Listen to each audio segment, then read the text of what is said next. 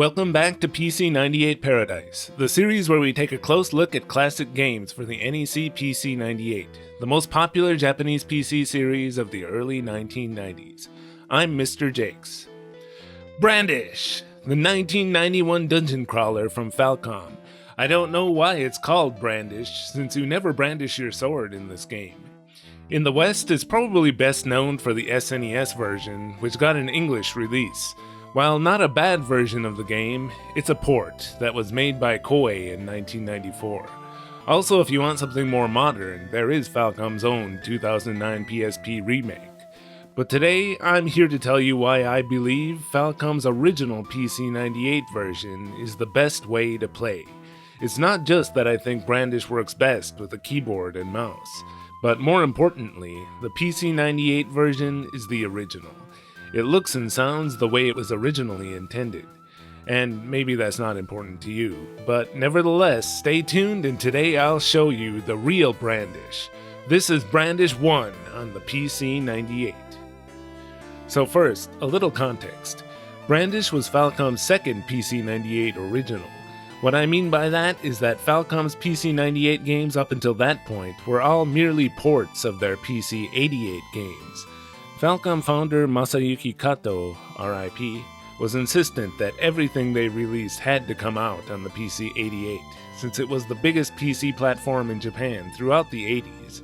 And in fact, Brandish originally began production in 1990, but had to be temporarily put on hold, since it was judged to be impossible to make a PC-88 version. But by 1991, the PC-98 had clearly taken over in Japan, and President Kato finally had to cave. Falcom released Lord Monarch, their first game where the PC-98 was the original platform, and later the same year, Brandish followed. No longer were Falcom held back by the limitations of the PC-88. Both Lord Monarch and Brandish also made heavy use of the mouse, which they couldn't really do on the PC-88, since so few people had a mouse for that system. Surprisingly though, Falcom would still release a couple more PC-88 originals even after Brandish, namely Popful Mail and Dragon Slayer: The Legend of Heroes 2. So Brandish is probably another game where longtime viewers are wondering why I haven't covered it before. And well, it's for similar reasons as Popful Mail. I had already finished Brandish on the PC-98 a long time ago, and just didn't feel like playing through the whole thing again in order to capture footage and make a video. In fact, I think Brandish 1 might be the very first PC-98 game I ever finished. I think I actually started playing through this one on a PC-98 emulator before eventually finishing it on my first real PC-98 I purchased in 2003. Alright, with that all out of the way now, let's dig in. The game's packaging is very similar to other Falcom games from around the same time, like Popful Mail. Under the Brandish 1 logo here, I'm not really sure why they went with Russian for this decorative text. Inside, first here's a warranty and registration card, and then a service card for exchanging defective floppy disks. Oh, it's another one of those little packets filled with Falcom pamphlets. Alright, what's in here? Falcom Music Catalog 7, Dinosaur, novels based on Falcom games, Ys 3, Lord Monarch, Legend of Heroes 1, and finally a Falcom staff recruitment pamphlet. Okay, next the full color manual. The illustrations in here were drawn by Nobuteru Yuki, best known as the character designer for the anime series The Vision of Escaflowne, and whose illustrations you may recognize from other games and packaging. The game itself is stored on 3 floppy disks. To start the game, we are going to take it and throw it straight into the trash, because this is not the version of Brandish we're going to be playing today. This is all wrong! Why is everyone always trying to play Brandish wrong? If you want to play Brandish, and I mean really play it, then you want Brandish Renewal, Falcom's 1995 re-release of Brandish on the PC-98. This one adds 2 important features, hard drive support and stereo FM sound. I mean, just listen to the difference.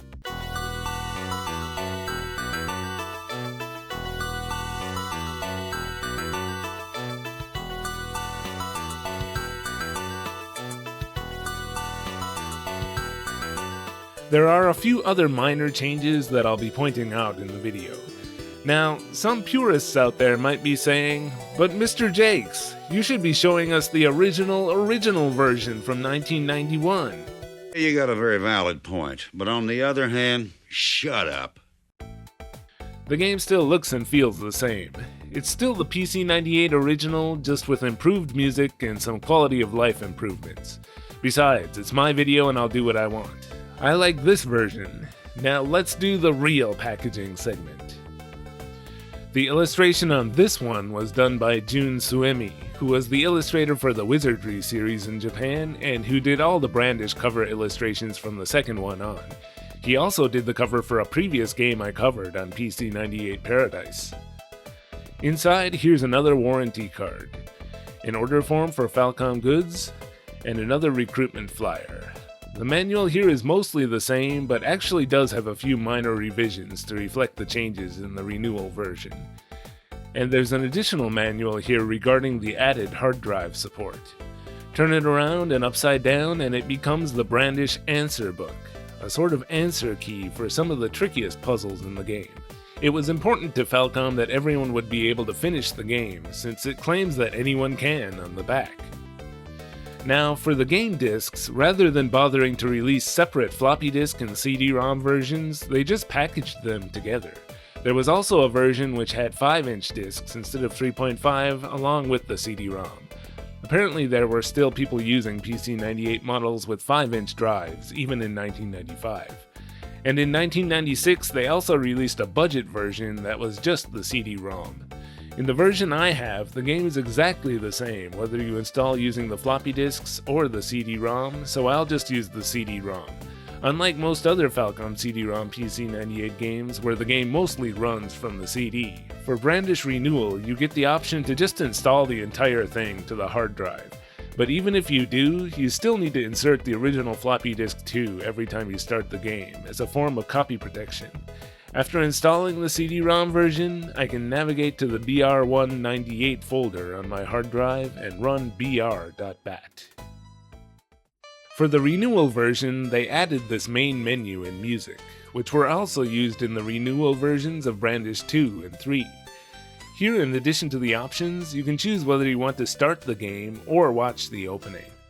The original opening theme in the 1991 version was found to be too similar to a well-known Spanish guitar concerto by Joaquin Rodrigo, and so this was replaced with a new piece of music here in the renewal version, though it does still have almost the same intro.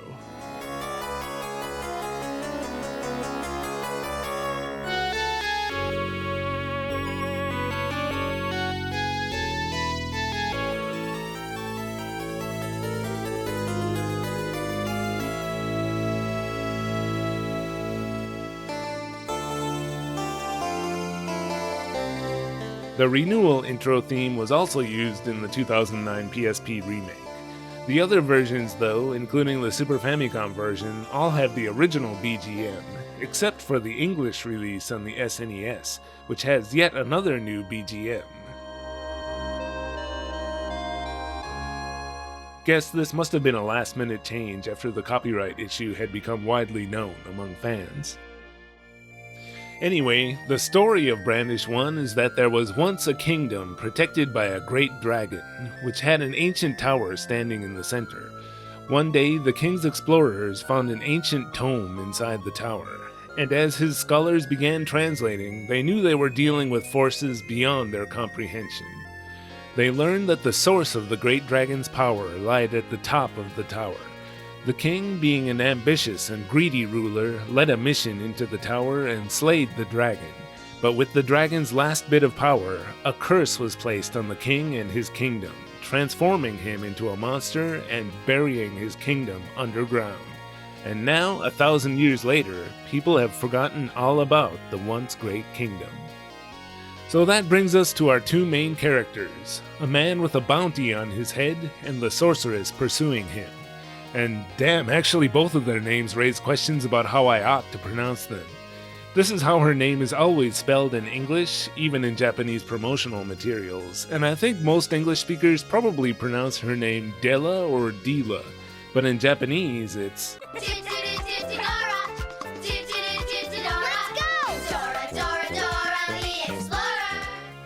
So since her name is always written Dora in the Japanese text in the games, I have a really hard time not calling her Dora.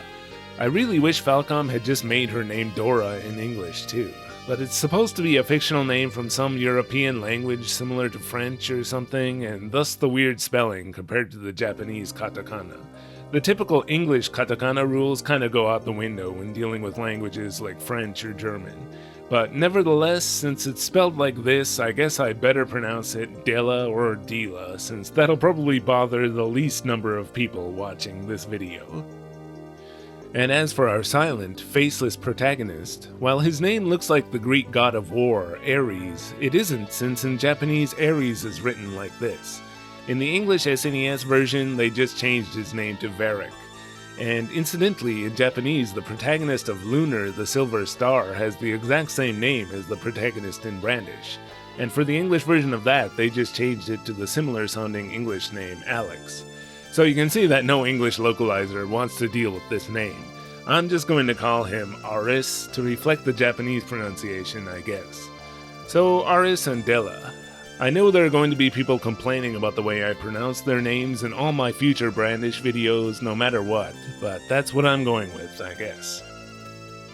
So anyway, Aris has been accused of killing Dela's master due to some misunderstanding never expanded upon, even in the game's manual. Dela releases a fireball, sending both of them down a hole. Then we get the title logo and a bunch of other cool images related to the game, including this awesome shadow animation. The opening ends with Aris landing in the Forgotten Underground Kingdom with the tower. That's one hell of a fall, considering how many floors we'll have to ascend in order to get back out. The beginning of Brandish should really go like this.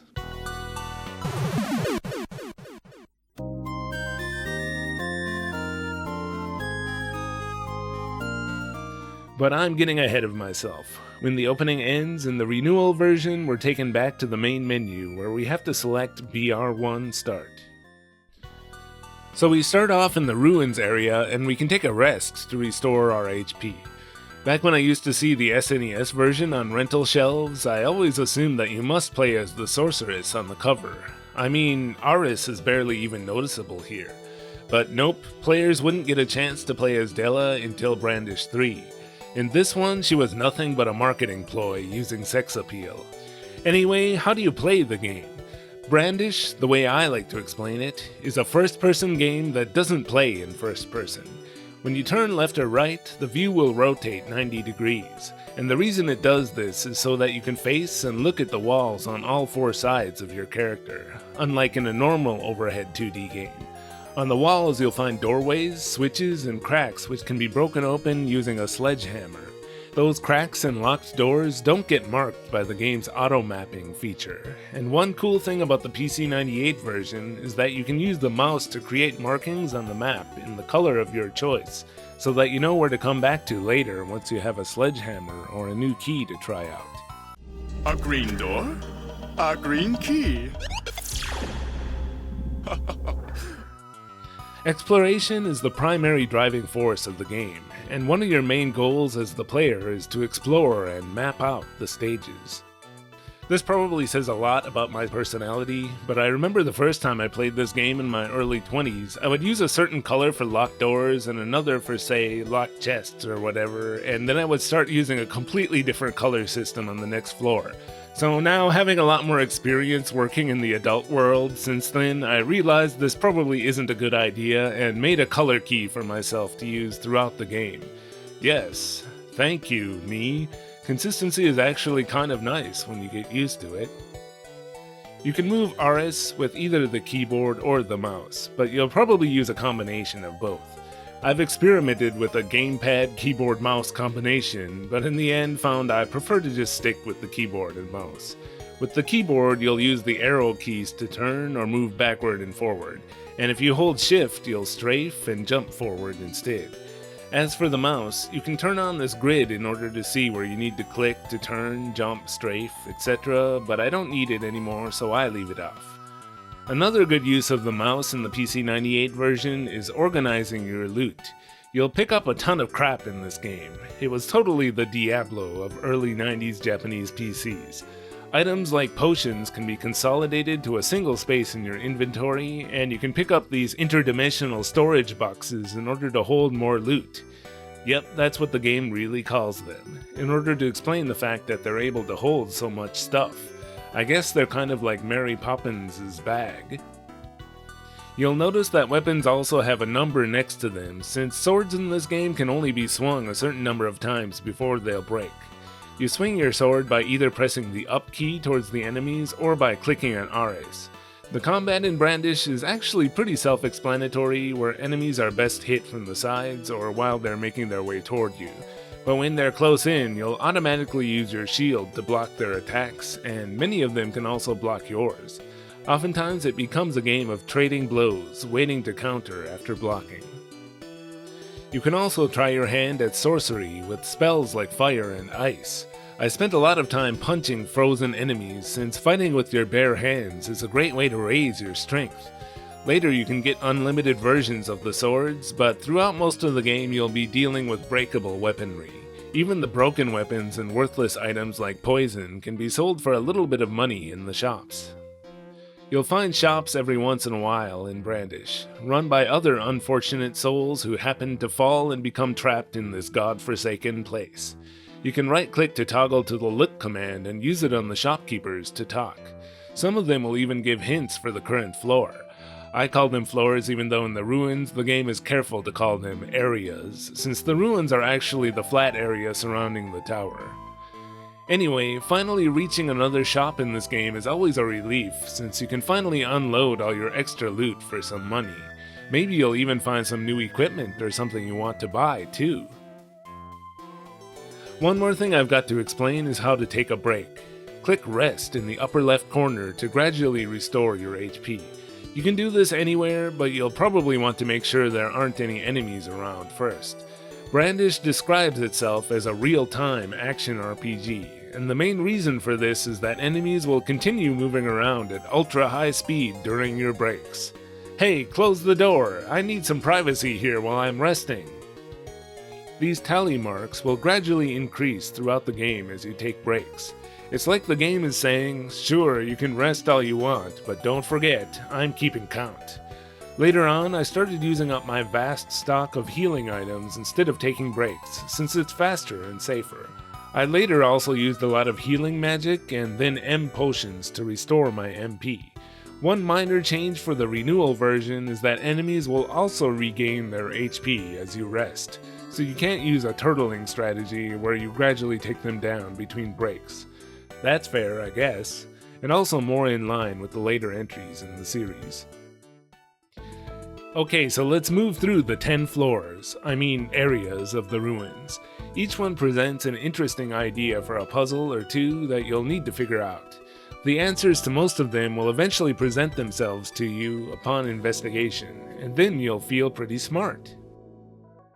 There's very little story in Brandish, but in Area 4 we'll finally meet up with Dela, who says she's come all this way just to capture Aris. She doesn't know what this place is, but says it would be best for both of them if he laid down his weapons and they both got out as soon as possible. But as she comes forward, she falls down a hole, and if we follow after, we'll find only a letter from her saying Aris got lucky this time.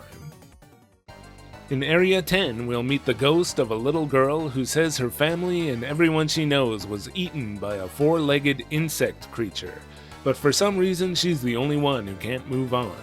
The next area is Foot of Tower, where we'll meet an old man whose legs have been turned to stone in front of the boss room. The bosses in Brandish are a good test of your current stats, and as always in Brandish, you can even save partway through fighting them if you're having a good run. After defeating the bug, the old man says it was all for nothing. There's no way into the tower since the gatekeepers all got eaten. Go back to the ghost of the little girl and she says, "Thank you. Now I can finally..." and she disappears, leaving behind a gold bracelet. Placing the bracelet in the door will open the way. As an interlude between each zone, you'll get a single graphic and some text. Here it says that all the ruins surrounding the tower can be seen from this vantage point.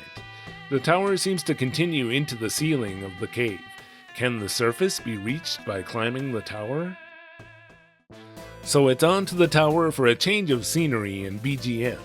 Of course, the puzzles and enemies will just continue to get gradually more difficult as you move forward. On the 3rd floor of the tower, we'll meet a girl who asks us to save her boyfriend being held 2 floors down. And rather than retracing our steps back down to the previous floors, moving forward will take us down 2 new flights of stairs to a yet unexplored area of the 1st floor. Brandish does this kind of thing a lot. It's not completely linear. Her boyfriend turns out to be some asshole who's only interested in finding treasure in the tower and keeping it all for himself. So he just runs off after we save him.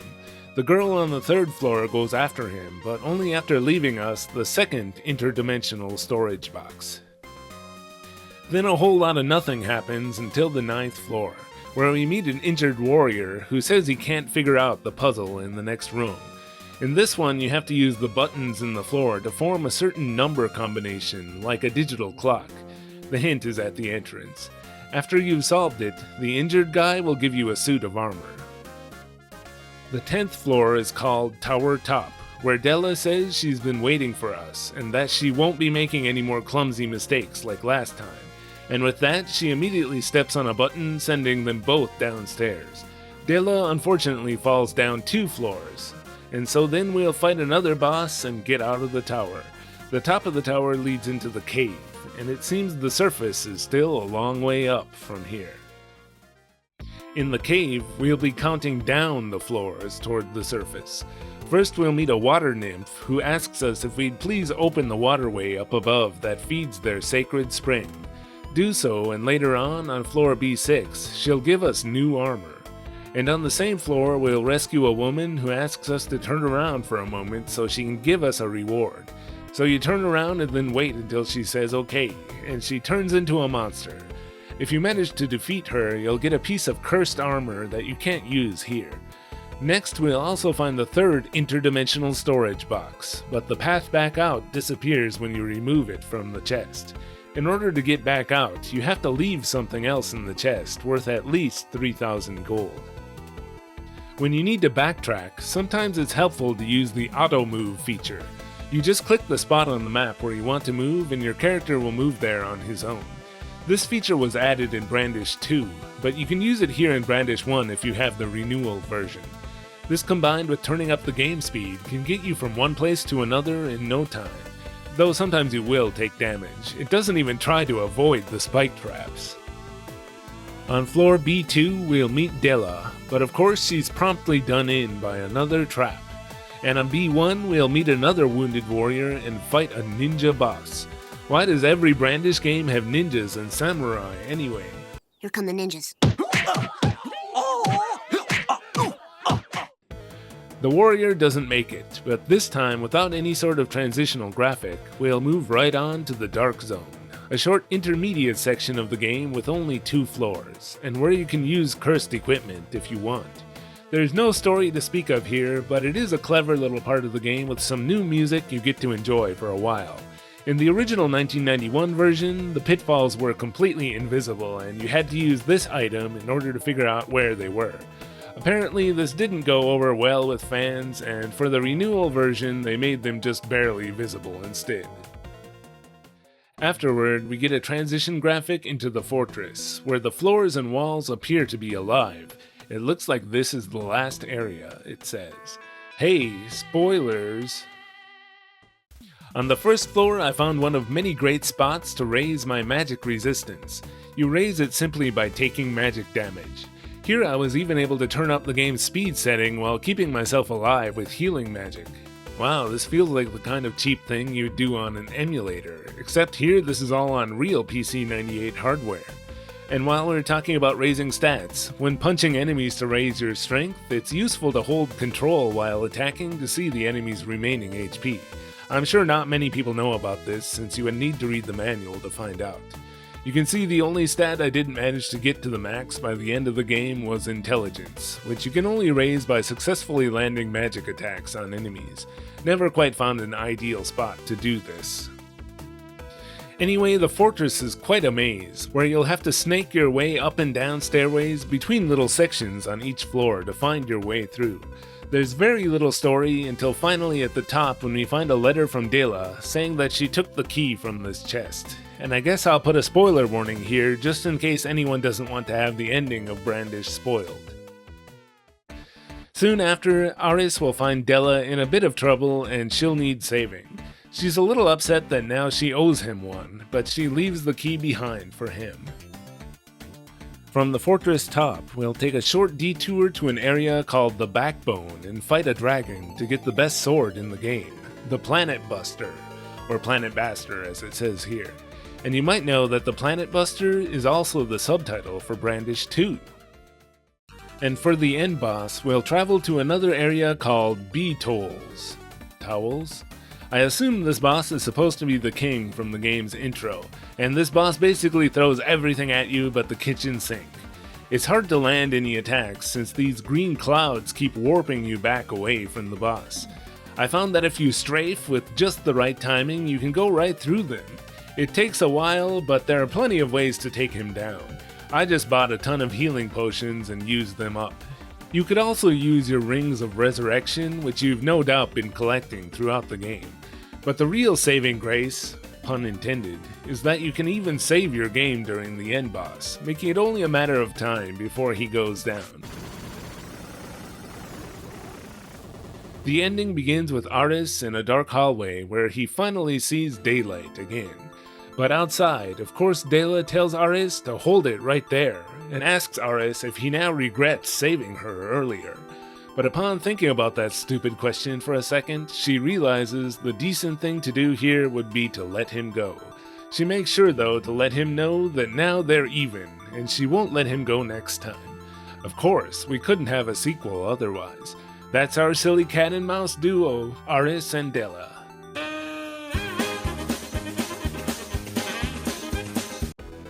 The next part of the ending recaps various moments from the game with illustrations to go with each of them. I especially like the part where it shows Aris moving through the ruins, unaware of Dela sneaking around behind him. And likewise, the final shot shows Dela still watching him even as he heads off into the sunset. Stalker! Come on you two, just get a room already. For the credits, you've got these super deformed versions of them, where Dela first congratulates the player and then tells Aris that he should say something, but he's too busy being blue about the fact that he doesn't have any lines or even a face. So Dela just wraps things up saying goodbye. At the very end, you'll get a screen showing your final stats, playtime, game overs, map completion, and everything, giving perfectionists a reason to keep on playing. There isn't anything too interesting in the credits. The game was directed by Daisuke Fuji, like most of the other Brandish games. Noticeably missing is Yoshio Kiya, who apparently was the one who first started programming the game in the first place. Hell, Brandish could have been a Dragon Slayer game. And Yukio Takahashi, who Kiya says he handed the reins over to after he quit Brandish, also goes uncredited. Falcom wasn't known for valuing their employees, especially around this period. The only programmer listed is Takayuki Kusano, who works at Falcom even today. Brandish may even have been his first game, I think. For music, it simply lists Falcom Sound Team JDK, so that basically means whoever was working on sound at Falcom at the time. According to the Falcom Composer Breakdown Project, which tends to be quite a reliable and well-researched source, we are probably talking about Mieko Ishikawa and Atsushi Shirakawa as the two main composers here. A lot of it certainly sounds like Shirakawa's work to me. Well, whoever they were did a phenomenal job. The game definitely has that classic Falcom sound, carrying on the style of Sorcerian especially, I think. It even retains a bit of that dance beat that Yuzo Koshiro brought to some of his tracks in Sorcerian. Brandish music is basically mysterious ruins exploring music, but with a beat to it.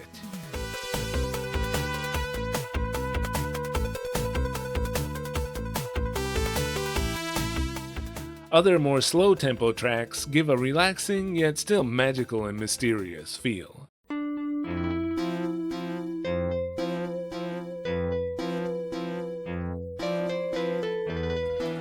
It's truly a classic Falcom soundtrack, and the music only gets better in the sequels, in my opinion. Here's one quick secret code for the game. Hold shift while starting up to get Aris's alternate martial arts costume. This works in both PC-98 versions. Also, the original 1991 release has a silly fortune-telling game hidden on disc 2 where it asks you a bunch of questions and then matches you up with your ideal Falcom game. For the first few years, the only other system where you could play Brandish was the FM Towns series. This version was released soon after the original 1991 PC-98 version, and is pretty much the exact same game with maybe some slightly different color.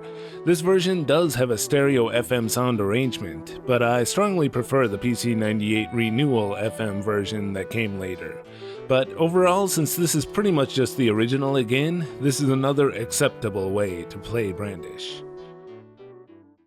The console versions didn't come until much later in 1994, and the PC Engine version actually beat the Super Famicom version to market by only 8 days.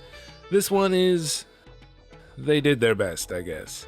Since I was a PC Engine collector in the 90s, I remember trying this one out and was not very impressed.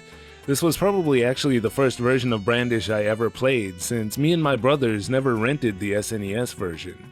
I guess the screenshots on the back of the game just looked kind of boring to us, and it wasn't really our type of game at the time. Anyway, the PC Engine version seems maybe okay in retrospect, but at the time I had been spoiled by Hudson's Falcom ports on the PC Engine, and this just couldn't hold a candle to those, especially music-wise. The CD arranged soundtrack here is pretty underwhelming. In all these arrangements of the Ruins theme, I feel like they took the assignment of making Ruins music too seriously, turning it into a quiet, mysterious tune for exploring ancient ruins.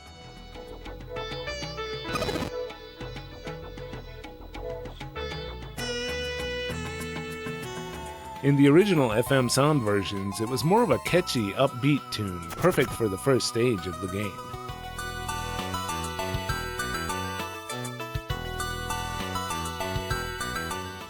Anyway, the control, given the dearth of buttons here, is a bit cumbersome in this one, with lots of button combinations necessary. Luckily, there is PC Engine mouse support, which would probably help a little, but no way to connect a keyboard, of course. On the plus side, the opening has been expanded a bit, and there are now voices for the narrator and Della. You can also get some minor improvements to the loading time if you have an arcade card. The SNES version was of course the only version we had in North America for the longest time, and of course they had to censor Della's costume a bit since it was too revealing for us American kiddies. Anyway, this version is, I guess, a bit better than the PC Engine version, but the graphics and sound overall just don't do it for me. It doesn't look as good as the original. I also really don't like that the map isn't always on screen, since it's so important in this game. They also didn't even bother adding mouse support. We all had the mouse anyway from buying Mario Paint, right? Okay, I'm sure a lot of people enjoyed this one if it was the only version they had. That part where it zooms into the stage is kinda cool. But overall, this and the PC Engine version both kind of feel like the poor man's Brandish when compared to the original. The most obscure version of Brandish, unless you're Korean, has got to be the 1996 MS-DOS version released in Korea. This one is pretty much just a straight port of the PC-98 original. They did add a CD soundtrack, and it's surprisingly good. It sounds to me like they used the MIDI files from the Brandish MIDI collection as a base.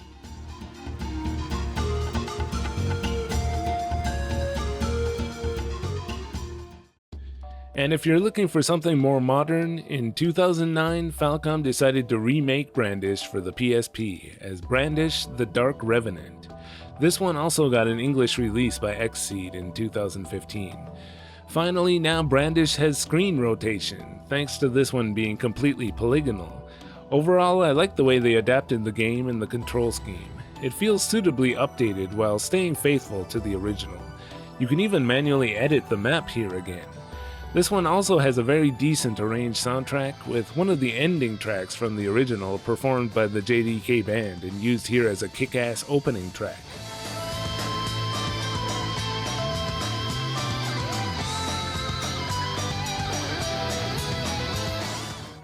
Throughout the game, you can also switch over to the original PC-98 FM soundtrack, but unfortunately it's the original monaural version, not the renewal version. But as a special treat, after finishing the game, you can play as Della in a short game with newly remixed, extra difficult stages.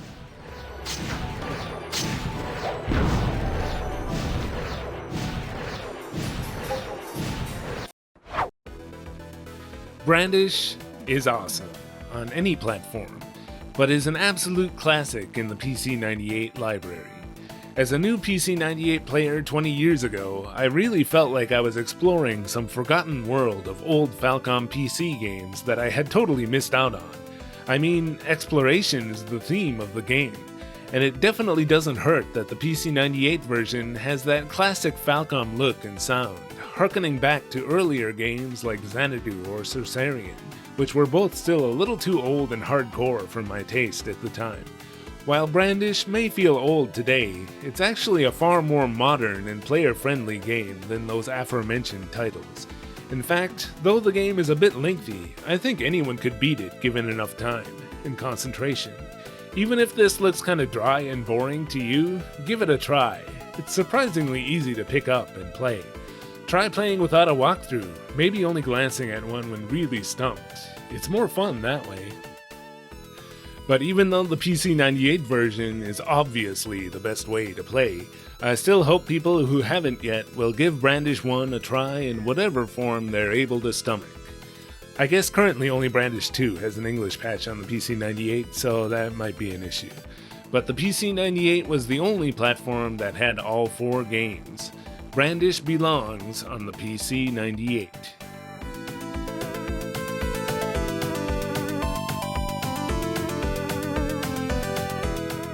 Thanks for watching this episode of PC-98 Paradise.